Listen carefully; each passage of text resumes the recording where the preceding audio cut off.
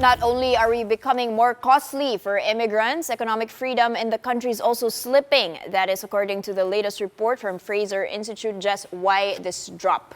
Well, you see here, Dan, we actually dropped 6 places here.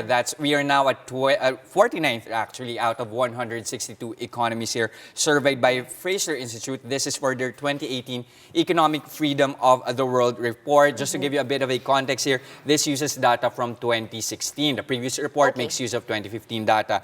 Now, they measure actually 5 areas here, and overall, we now scored a 7.34. That's actually a drop from our 2015 score of 7.43. Now, looking at the 5 areas here, you can see on your screen, you have sound money, size of government, regulation, freedom to trade, as well as legal and property rights. Obviously, we scored the highest here at sound money. And the report says this is quite significant here, that 9.42 score here of the country.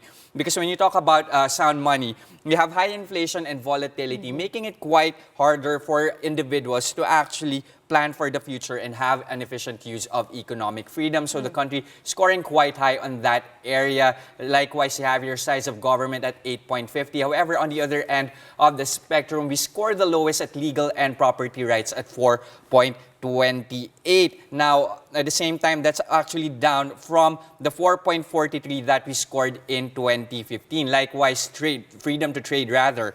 We are now at 7.13. That's down from 7.31 previously. Now, how are our economic managers reacting to this? Well, you have Socio-Economic Planning Secretary Ernesto Pernia actually saying quite the opposite. He is saying that economic freedom has improved since he took office back in 2016. Recall, of course, that this report makes use of 2016 data. Now, he's saying that in terms of the extent of economic decisions, we are more flexible now in terms of policy, thus him saying that economic freedom rather has somehow improved in the country. Now, looking at the top 5 here, you still have Asian superpowers here topping the list. Hong Kong at 8.97. Likewise, you have your Singapore at 8.84. New Zealand, Switzerland, and Ireland rounding off that list. In fact, the US here coming in 6th now, and the other countries like Georgia, Mauritius, the UK, Australia, and Canada forming the top 10 for the World Economic